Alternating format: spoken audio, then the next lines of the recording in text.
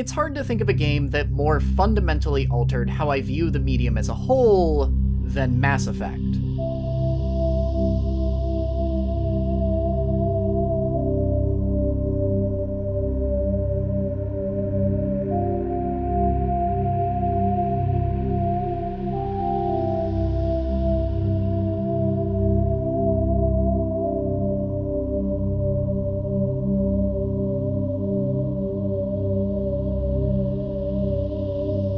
It's very much a case of the right game showing up at the right time. Mass Effect happened to release right when I started high school, aka when I was incredibly impressionable and still figuring out what kind of games I liked. But this game expanded my understanding of what a video game could do. Just on a fundamental level, what a game could even aspire to be. Like, full-on mind blow, I could see the universe expanding in front of my eyes as I was playing it.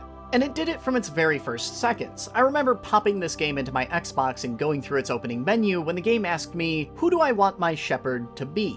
A spacer? Living life almost entirely on space stations, always changing my home every few years? Sounds fine. A sole survivor, the only person to make it through an absolute bloodbath on the planet Akuz, who had the drive to survive that no one else had.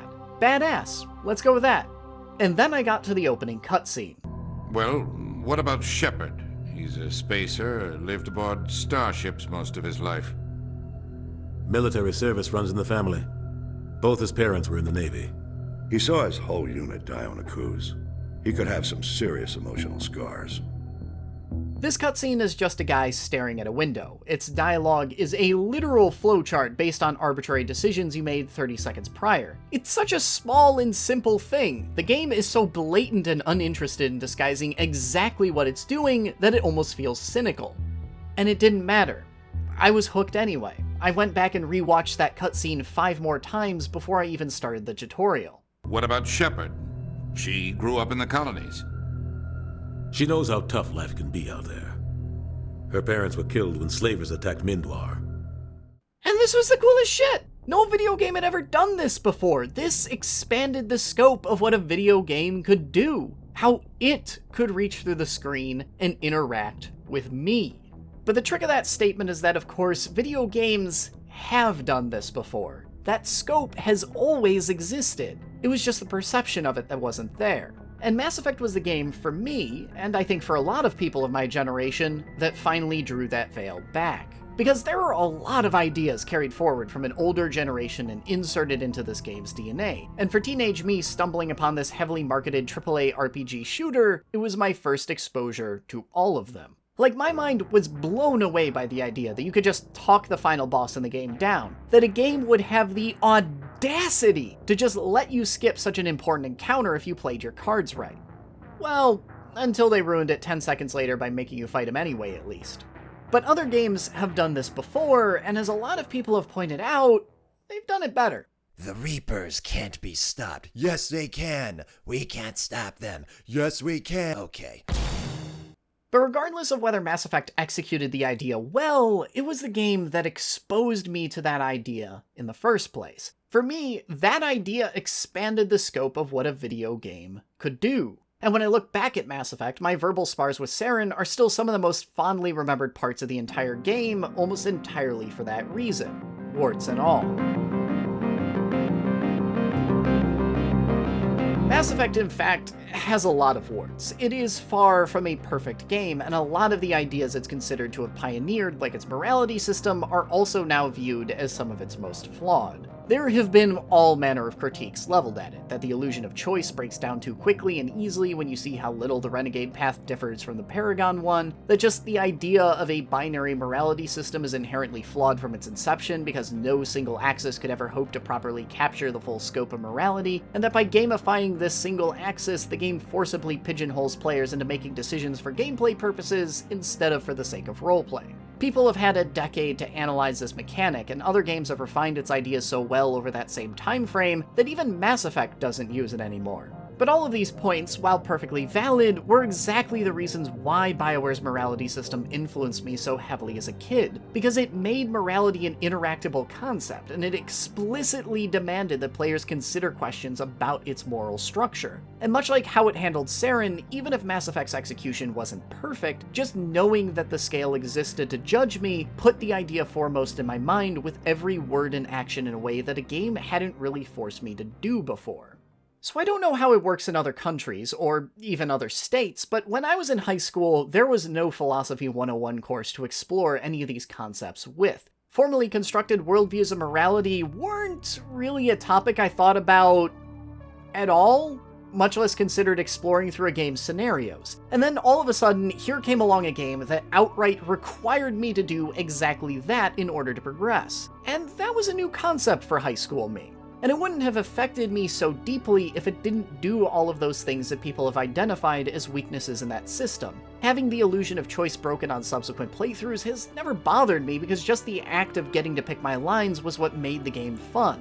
Sure, I got the same stage directions on how Shepard was supposed to progress through a scene no matter my alignment, but just like a real actor, I got to choose how I interpreted and brought those directions to life. I got to roleplay in a way that no role-playing game had let me before. Similarly, if the game wasn't so explicit and rigid in its use of morality, and if its gamification didn't require me to engage with it if I wanted to unlock all of its content, or, keep my entire crew alive in the sequel, I wouldn't have engaged with it nearly as deeply or considered what exactly makes a particular decision a Paragon or Renegade act. And I mean, I guess there are worse reasons to start thinking about philosophy. But I could see how somebody might think that everything I've had to say about Mass Effect so far is just blind nostalgia. Here I am looking at all these different gameplay systems that even I kind of have to admit have some issues, and yet I'm giving them all a free pass, talking about why they're great anyway. And sure, my views are certainly rose-tinted by time, but I also played this game twice over the course of a single weekend for the purposes of this video. And you'd think that after binging 30 hours straight of Mass Effect, I'd be a little tired of the game and all too ready to tear into the many issues it has that I had to experience multiple times. In fact, here's a short list of them. The original Mass Effect's combat was pretty stiff even for a cover-based shooter, to the point where it was both easier and more fun to ignore the cover system entirely and just run around like a crazy person with an assault rifle. It had a lot of extremely repetitive side content utilizing blatantly reused assets, a tacked-on RPG gear system that only offered pointless busywork instead of meaningful ways to differentiate character builds, a planet exploration system that was a misery to engage with, and I swear to God, I hated the elevators. There are so many things about Mass Effect that I just do not enjoy as a player, prime among them being a lot of side content that kind of feels like padding. There's a lot of go here and kill people in 3 identical places fetch questing going on here. And yet, I still love this game and its many flawed systems to death, despite, or sometimes even because of, their missteps. I'm not trying to be uncritical about this game, but I am very forgiving of it, as I tend to be forgiving of a lot of games' flaws when they're outweighed by something else that they do perfectly. And there are a universe of problems that I'd be willing to forgive Mass Effect for, because of the novel way it handles its... Okay, Mass Effect's story good is the lukewarm take of the century, but why Mass Effect's story is good is much more fascinating. I'm not talking about individual narrative beats here, the game is chock full of incredible twists, but there are 30 videos out there that can already tell you why Virmire is great. Instead, I've got one more example I want to cover of how Mass Effect's flaws actually turned around and became the very things I loved most about the game. Because Mass Effect has some of the most evocative and effortlessly realized world building in a video game, period. And almost every character in this game, down to even the most minor bit character, was an absolute joy to interact with. And those 2 points aren't isolated, because in many cases, BioWare was forced to develop both the characters and the setting in the very same breath. So, Mass Effect's dialogue can sometimes feel less like a conversation and more like you're asking someone questions at a job interview. I apologize if my personality has offended you. Please submit all formal complaints in writing to the Citadel Tourist and Visitor Board. You get 3 bullet points of background information you can ask a character about, they spit back the requisite details about the topic, maybe you can have an emotional response to that information, and then it's... So long, Rex. And people have rightly pointed out that it's not the most naturalistic way to do dialogue, The dialogue wheel certainly puts a lot of restrictions on how information can be conveyed to the player, and I've certainly heard plenty of arguments detailing how players chafe at those restrictions. But working inside those boundaries forced BioWare to tell their story in a very specific way. Character moments often have to do double duty as world building, and it turns out that doing one well automatically uplifts the other. World building information is infinitely more digestible when delivered with actual personality, and interesting characters are often a product of their environment. Even characters like Kaidan, who didn't have a charismatic bone in their body, could still work as vehicles to get you invested in the greater universe, because every single character also doubled as a representative for one corner of it. Liara, Tali, and Rex all existed to explain how their individual societies worked, Garrus gave us a look into the universe's legal system, Kaidan basically existed purely to show a sliver of how the advent of biotics affected society and its users, and Ashley expressed the status quo for humanity, including the, relatively ugly way that humans viewed their place in the galaxy. The characters in Mass Effect are not just representatives of their independent corners of society, they're shaped by them, as a good character should be. And the only way each character can make you understand them as people is by explaining what shaped their circumstances. Rex being a sarcastic, cynical asswipe that fights because fuck it, life is short, what else are you gonna do, makes a lot of sense when you hear how the Genophage pretty much doomed his entire race to a slow extinction, and then he wasn't always a nihilistic pugilist, but the way his society pushed back when he tried to be something else drove him to ultimately turn into that. That is why I left, and that's why I'll never go back. Every character gets this treatment. Garrus's worldview of just giving the good guys who know what to do guns and the authority to do what they need to isn't the best stance to hold, but you can see exactly how his former job in CSEC drove him to that worldview, and it makes perfect sense that when left to his own devices, he basically evolved into Space Rambo in the second game. And Tali, meanwhile, gets an entire lifetime of experiences to unpack from a single line. The Normandy runs so smooth it feels like we're not even moving. And the engines are so quiet. How do you sleep at night? Solid character work and solid world building are never mutually exclusive.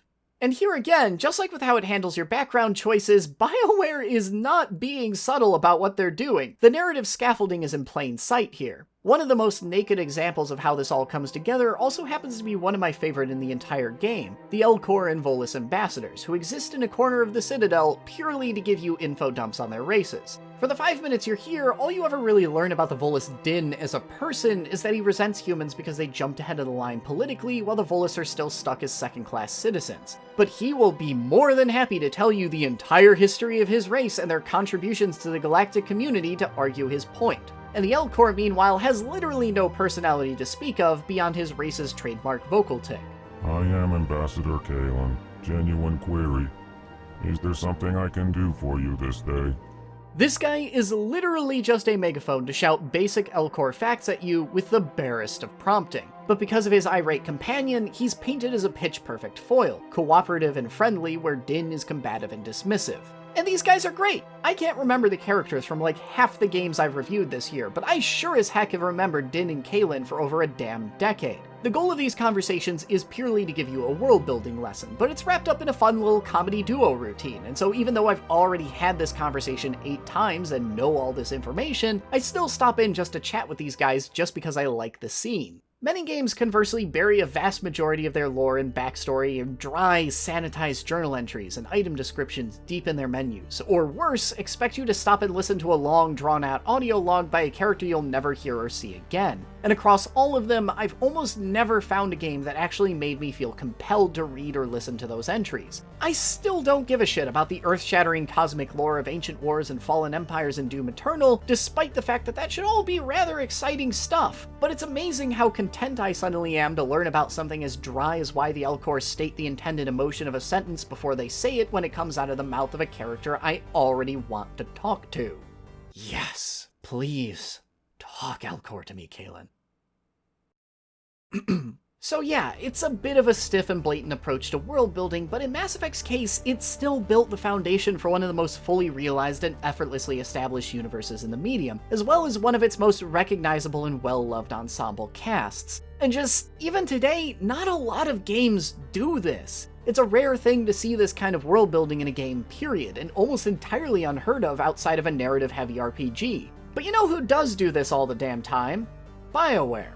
It's not an accident that Mass Effect handles dialogue and world building differently from most other RPGs, or that they have this deeply entrenched morality system to drive your every action, or even more superficial things like the fact that you can just talk the final boss down. The CRPG genre had already been doing all of this for a decade, and as one of the grandfathers of that genre, of course BioWare knows exactly how to do all of these things. They started with Baldur's Gate and Neverwinter Nights, and from Knights of the Old Republic onwards, they slowly and naturally shifted away from the CRPG genre until Mass Effect 3 was a full-on shooter. But Mass Effect is still a CRPG at its core, and it brought all those storytelling techniques to bear. But what made Mass Effect different was that it brought those techniques to an entirely new platform.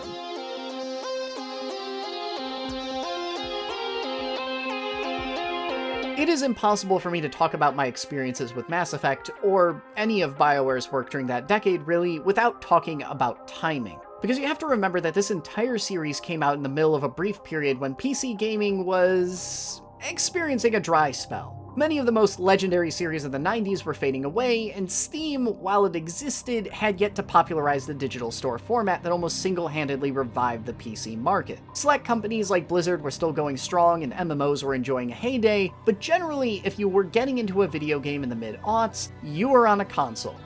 And CRPGs weren't. Mass Effect also landed at a time when the CRPG itself was going a little into hibernation. It wasn't impossible to find one. Neverwinter Nights 2 by Obsidian came out only 1 year prior to significantly less fanfare than Mass Effect did, and obviously BioWare's previous work, Knights of the Old Republic, also found its way onto console several years prior. But we were far from the golden age of the genre, and the current renaissance that CRPGs are enjoying obviously hadn't started yet.